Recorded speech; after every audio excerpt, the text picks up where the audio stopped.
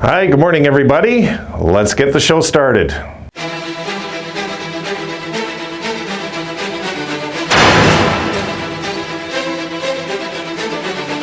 All right, the Stanley Cup champs are in town to face off against a team that has blown their last two games but wound up getting 3 out of 4 points. Should be an interesting affair. The Sabres are going to have to play 60 minutes in this one, guys, or forget it.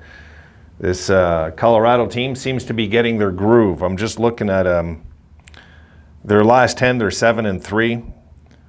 Coming in here, they're 7-4 on the road, but they did lose their last outing. Whereas the Sabres are coming in 3-6-1 our last 10, and at home we're 5-7-1. We've got to start improving at home. We're 5-5 on the road. We're a better road team than we are a home team so far. And the Sabres, sooner or later, run out of home games, and then the road games get tougher eventually.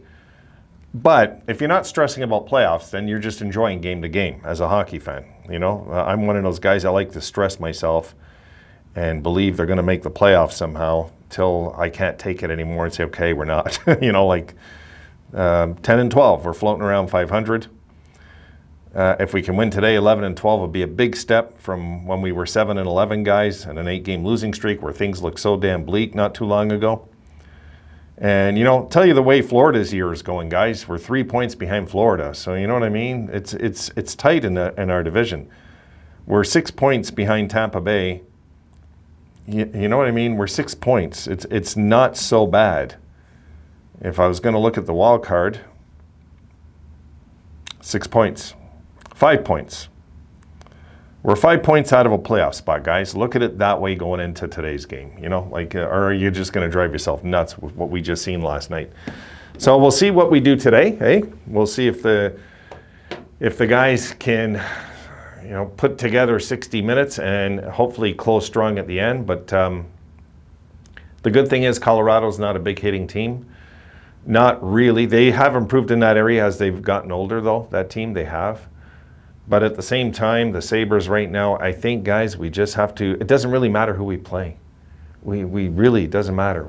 It could be Ottawa right now, wouldn't make any difference. The opposition knows that we're not going to be too physical, and they also know that we're not going to play defense with a lead at the end. They know we're going to play high-flying offense right to the very end of each game, which always works in the opposition's favor. Maybe Granato's doing that with the idea that it's developing the kids. Maybe this is what his thinking is, because it can't be a strategy. I refuse to believe an NHL coach can have that as a strategy. Late in the game, you don't close the door, you know, when you have a lead. Every team does it, right? Every team. So, except the young ones. So maybe that's what he's thinking. It's a young team. I'm just going to let them go. We're not going to stress about playoffs. We're going to stress about development. And maybe this is what's going on. And we just have to put up with it till the time is right. But I can tell you, you know, things are turning the corner with some defensive things this year, guys. If you look at guys like Samuelson, Cousins, these are guys that their defensive game has went to the next level, it feels like, when they're out there. There's certain guys on the team that, yeah, they're frustrated probably when they see the rest of the guys, like, making boneheaded passes in their own zone with 2 minutes left and things like this. You know, we do break out of our zone better than we used to. Absolutely. There's no doubt about that, guys, that we do. But we still make mistakes. I mean, you know, yesterday we just escaped with luck, really, yesterday. But we were due for a bit of luck, too. I mean, that 8-game losing streak, you know, things could have been 4-4 in that 8 games, is what I'm saying, with a bit of luck on our side. We had none. We had 0 luck in that 8 games. So sooner or later, the tide turns. And so today, guys, I'm unless I'm wrong. I mean, I'm guessing UPL, unless by some miracle Comrie's okay. I didn't even check. I mean, I'm guessing it's a no. UPL's in nets, right? It doesn't say anything here about Comrie coming back. UPL will be in nets tonight.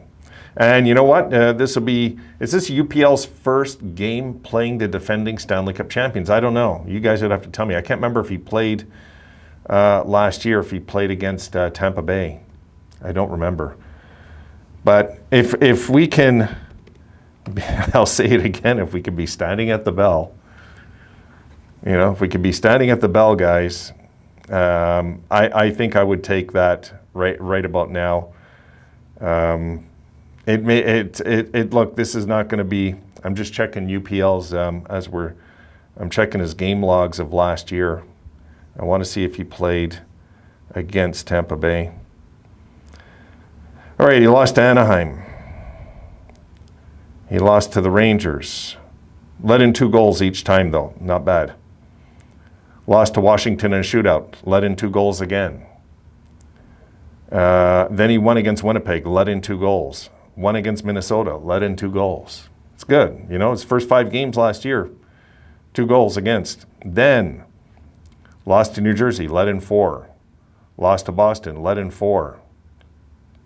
Lost to San Jose. Let in 3. Then lost to Tampa Bay. Okay, there it is. Lost to Tampa Bay, let in 2, but only on 9 shots against. They took him out after 9 shots, but he obviously got the loss.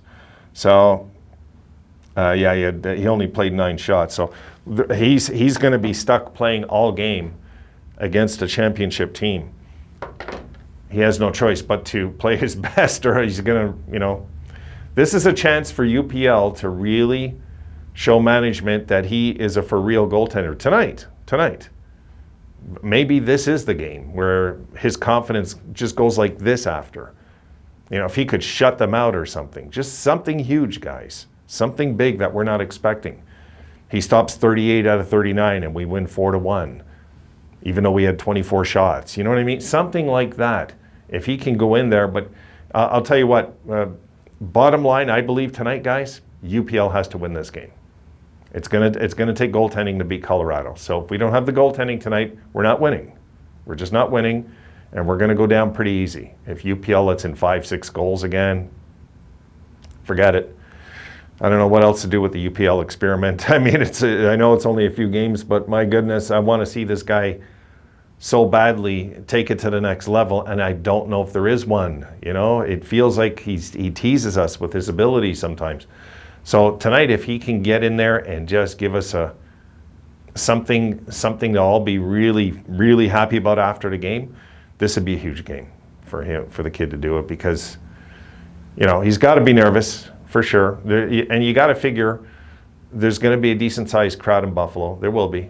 It seems like more and more fans are coming, from what I could tell, and the champs are in town. That's still a draw. People want to go see the champions, usually. So I hope the boys get it done, guys. And I'm expecting, who am I going to throw in there to score? I'm usually wrong with this. I will say, I'm going to say Samuelsson gets another goal today. There you go. There's your call of the day, guys. Don't bet on it. But don't put any money on it, but there's my call. Samuelsson gets another goal today. All right, guys, I'll see you in the post game. I got to get ready, got to go, and I will see you at some point around, I guess, 10 o'clock tonight, or whatever time it is. I'll see you tonight, guys. Have a good one. Go Sabres. See you then.